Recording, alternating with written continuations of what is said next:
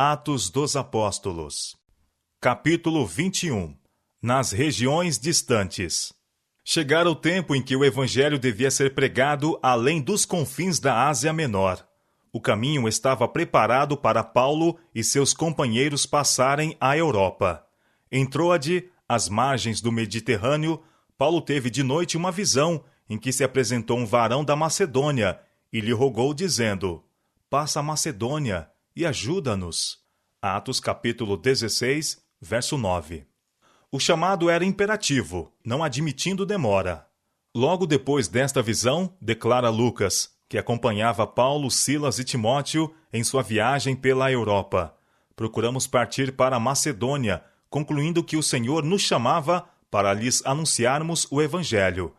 E navegando de Troade, fomos correndo em caminho direito para Samotrácia, e no dia seguinte para Nápoles, e dali para Filipos, que é a primeira cidade desta parte da Macedônia, e é uma colônia. Atos capítulo 16, versos 10 a 12.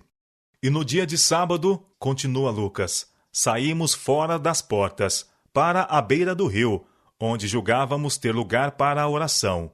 E assentando-nos, falamos às mulheres que ali se ajuntaram.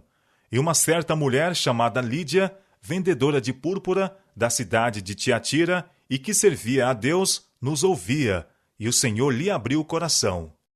Lídia recebeu a verdade alegremente. Ela e os de sua casa foram convertidos e batizados. E ela insistiu com os apóstolos para que se hospedassem em sua casa.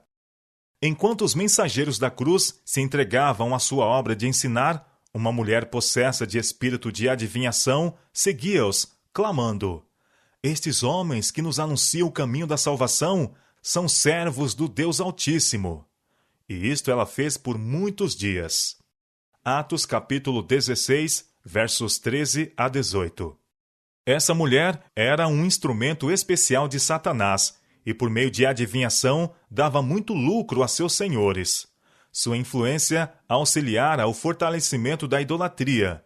Satanás sabia que seu domínio estava sendo invadido e recorreu a esse meio de opor-se à causa de Deus, esperando misturar seus sofismas com as verdades ensinadas pelos que proclamavam a mensagem do Evangelho. As palavras de recomendação proferidas por essa mulher representavam um dano à causa da verdade. Distraía o espírito do povo dos ensinos dos apóstolos e traziam má reputação para o Evangelho, e por meio delas, muitos foram levados a crer que esses homens que falavam no Espírito e poder de Deus eram impelidos pelo mesmo espírito dessa emissária de Satanás. Por algum tempo, os apóstolos suportaram essa oposição. Por inspiração do Espírito Santo, Paulo ordenou ao espírito mau que deixasse a mulher. Seu imediato silêncio provou serem os apóstolos servos de Deus e que o demônio tinha conhecimento disso e obedecer à sua ordem. Libertada do espírito mau e restituída ao uso da razão, a mulher preferiu seguir a Cristo. Seus senhores ficaram alarmados por causa de seus lucros. Viram que estava perdida toda a esperança de obter dinheiro por meio de suas adivinhações e predições, e que se fosse permitido aos apóstolos continuar com a obra do Evangelho, estaria logo esgotada inteiramente sua fonte de renda. Muitos outros na cidade estavam interessados em alcançar lucros mediante satânicos enganos, e esses, temendo a influência de um poder que pudesse tão eficazmente deter sua obra, levantaram um forte clamor contra os servos de Deus. Levaram os apóstolos diante dos magistrados com a acusação: estes homens, sendo judeus, perturbaram a nossa cidade e nos expõem costumes que não nos é lícito receber nem praticar, visto que somos romanos. Atos capítulo 16, versos 20 e 21. Impelida por um frenesi, a multidão se levantou contra os discípulos.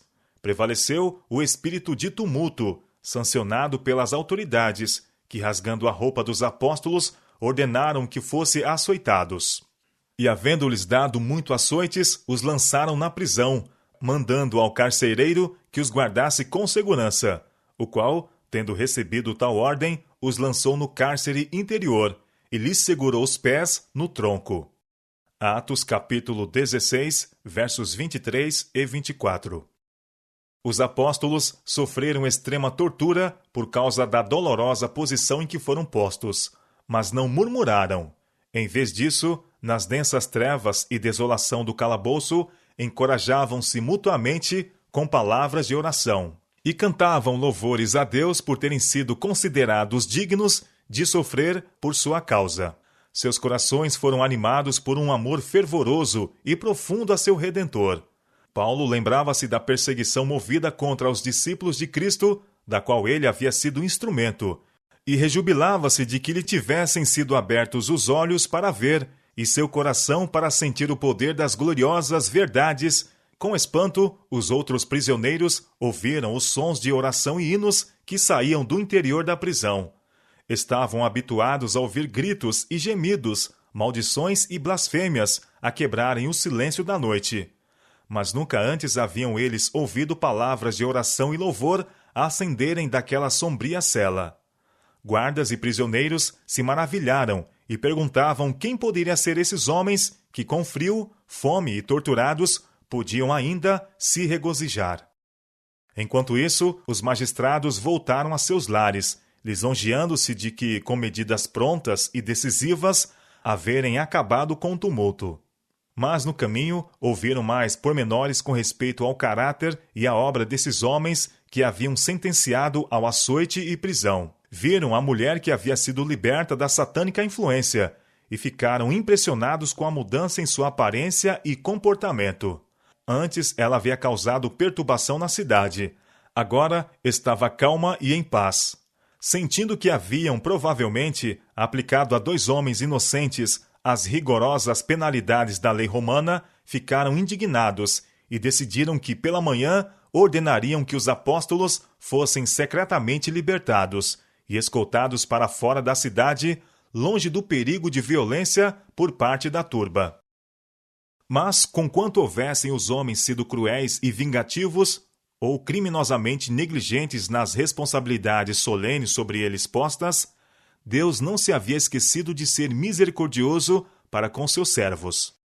Todo o céu estava interessado nos homens que estavam sofrendo por amor de Cristo, e anjos foram enviados a visitar a prisão. A terra tremeu aos seus passos. As portas da prisão, pesadamente aferrolhadas, abriram-se. Cadeias e grilhões caíram das mãos e dos pés dos prisioneiros, e brilhante luz inundou a prisão. O guarda do cárcere tinha ouvido extasiado as orações e cânticos dos apóstolos prisioneiros. Quando foram encarcerados, havia ele visto suas feridas entumecidas e sangrentas. E por si próprio tinha se decidido a colocar seus pés no cepo. Esperara ouvir-lhes amargos urros e imprecações, mas ouvia em lugar disto cânticos de louvor. Com esses sons nos ouvidos, havia o carcereiro caído no sono de que foi despertado pelo terremoto e pelo sacudir das paredes da prisão. Erguendo-se alarmado, viu com espanto que todas as portas da prisão estavam abertas e dele se apossou o temor de que os prisioneiros tivessem escapado. Lembrou-se com que explícitas recomendações Paulo e Silas haviam sido confiados a seu cuidado na noite anterior, e estava certo de que a morte seria a pena de sua aparente infidelidade. Em amargura de espírito, sentia que lhe seria melhor morrer pelas próprias mãos que submeter-se a uma vergonhosa execução. Tirando a espada, estava prestes a matar-se, quando a voz de Paulo foi ouvida em palavras de animação. Não te faças nenhum mal, que todos aqui estamos. Atos capítulo 16, verso 28. Cada prisioneiro estava em seu lugar, retido pelo poder de Deus, exercido por intermédio de um companheiro de prisão. A severidade com que o carcereiro tratara os apóstolos não havia despertado neles ressentimento. Paulo e Silas tinham o espírito de Cristo, e não de vingança. Em seu coração repleto do amor do Salvador, não havia lugar para a maldade contra os perseguidores. O carcereiro, depondo a espada e pedindo luz, apressou-se a descer ao calabouço. Queria ver que espécie de homens eram esses, que retribuíam com bondade a crueldade com que haviam sido tratados. Alcançando o lugar onde estavam os apóstolos, prostrou-se diante deles e pediu perdão. Então, levando-os para um recinto aberto, interrogou: Senhores, que é necessário que eu faça para me salvar? Atos capítulo 16, verso 30. O carcereiro havia estremecido ao contemplar a ira de Deus no terremoto. Quando supôs que os prisioneiros tinham escapado, esteve prestes a matar-se pela própria mão. Mas agora, todas essas coisas pareciam de pouca importância, comparadas com a nova e estranha perturbação que lhe agitava a mente. E por seu desejo de possuir a tranquilidade e a alegria mostradas pelos apóstolos debaixo de sofrimento e maus tratos. Via-lhes no semblante a luz do céu, e sabia que Deus se havia interposto de maneira miraculosa para salvar-lhes a vida, e com força peculiar vieram-lhe à mente as palavras da mulher possessa. Estes homens que nos anunciam o caminho da salvação são servos do Deus Altíssimo. Com profunda humildade, pediu aos apóstolos que lhe mostrassem o caminho da vida. Crê no Senhor Jesus Cristo e serás salvo, tu e a tua casa. Responderam eles, e lhe pregaram a palavra do Senhor e a todos os que estavam em sua casa. Atos capítulo 16, versos 31 e 32. O carcereiro, então, lavou as feridas dos apóstolos e serviu-os, sendo a seguir batizado por eles, juntamente com todos os que estavam em sua casa. Uma santificadora influência foi difundida entre os prisioneiros, e a mente de todos foi aberta às verdades expostas pelos apóstolos. Eles estavam convictos de que o Deus a quem esses homens serviam os haviam milagrosamente libertado da prisão. Os cidadãos de Filipos haviam ficado grandemente atemorizados com o terremoto e quando pela manhã os funcionários da prisão contaram aos magistrados o que havia ocorrido durante a noite, eles ficaram alarmados e enviaram oficiais para libertar os apóstolos. Paulo, porém, declarou: Açoitaram-nos publicamente e sem sermos condenados, sendo homens romanos, nos lançaram na prisão e agora encobertamente nos lançam fora? Não será assim, mas venham eles mesmos e tirem-nos para fora. Atos capítulo 16, verso 37. Os apóstolos eram cidadãos romanos, e era contra a lei açoitar um romano, ou privá-los da liberdade sem justo julgamento, salvo no caso do mais flagrante crime. Paulo e Silas haviam sido presos publicamente, e agora se recusavam a aceitar a liberdade secreta, sem as necessárias explicações da parte dos magistrados.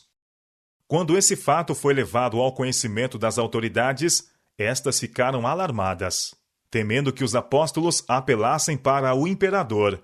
Indo imediatamente à prisão, se desculparam diante de Paulo e Silas pela injustiça e crueldade a eles feita, e pessoalmente conduziram-nos para fora da prisão, suplicando-lhes que partissem da cidade. Os magistrados temeram a influência dos apóstolos sobre o povo, e temeram também o poder que se interpusera em benefício desses homens inocentes. Agindo segundo as instruções dadas por Cristo, os apóstolos não insistiram em permanecer onde sua presença não era desejada. E saindo da prisão, entraram em casa de Lídia, e vendo os irmãos, os confortaram, e depois partiram. Atos capítulo 16, verso 40. Os apóstolos não consideraram infrutíferas suas atividades em Filipos. Haviam encontrado muita oposição e perseguição, mas a intervenção da providência em seu favor e a conversão do carcereiro e de sua casa foram mais que suficientes para cobrir a desventura e o sofrimento que haviam suportado. As novas de sua injusta prisão e o milagroso libertamento tornaram-se conhecidas em toda a região, e isso levou a obra dos apóstolos ao conhecimento de um grande número que de outra maneira não teriam sido alcançados. As atividades de Paulo em Filipos deram em resultado ser aí estabelecida uma igreja, cujo número de membros aumentava firmemente. Seu zelo e devoção e, acima de tudo, sua disposição de sofrer por Cristo exerciam profunda e perdurável influência sobre os conversos. Os irmãos apreciavam as preciosas verdades porque os apóstolos se haviam sacrificado tanto e davam-se com devoção e inteiro coração à causa de seu Redentor. Que essa igreja não escapou à perseguição é mostrado por uma expressão da carta de Paulo a eles. Diz Paulo: porque a vós vos foi concedido, em relação a Cristo, não somente crer nele, como também padecer por ele. Tendo o mesmo combate que já em mim tendes visto. Era tal a firmeza deles na fé que ele declara: dou graças ao meu Deus todas as vezes que lembro de vós, fazendo sempre com alegria oração por vós em todas as minhas súplicas, pela vossa cooperação no Evangelho, desde o primeiro dia até agora. Filipenses capítulo 1, versos 29, 30 e versos 3 a 5. Terrível é a luta que se trava entre as forças do bem e do mal, em centros importantes onde os mensageiros da verdade são chamados ao trabalho. Porque não temos que lutar contra a carne e o sangue, declara Paulo, mas sim contra os principados, contra as potestades, contra os príncipes das trevas deste século. Efésios capítulo 6, verso 12. Até o fim do tempo haverá conflito entre a Igreja de Deus e os que estão sob o controle dos anjos maus. Os cristãos primitivos foram chamados muitas vezes a enfrentar face a face os poderes das trevas. Mediante a perseguição e o engano, o inimigo se esforçava por fazê-los desviarem-se da verdadeira fé. Nesse tempo, quando o fim de todas as coisas terrestres está se aproximando rapidamente, Satanás faz desesperados esforços para enredar o mundo. Está arquitetando muitos planos para ocupar as mentes e distrair a atenção das verdades essenciais à salvação. Em cada cidade, seus agentes estão ativamente organizando em partidos todos os que se opõem à lei de Deus. O arqui-enganador está em atividade para introduzir elementos de confusão e rebeldia, e os homens estão sendo possuídos de ardente zelo que não está de acordo com o entendimento. A impiedade está alcançando um nível nunca antes atingido. Contudo, muitos pastores estão clamando: paz e segurança. 1 Timóteo capítulo 5, verso 3. Mas os fiéis mensageiros de Deus devem prosseguir firmemente com sua obra. Revestidos com a armadura do céu, devem avançar destemida e vitoriosamente, jamais cessando de lutar até que cada pessoa, a seu alcance, tenha recebido a mensagem da verdade para este tempo.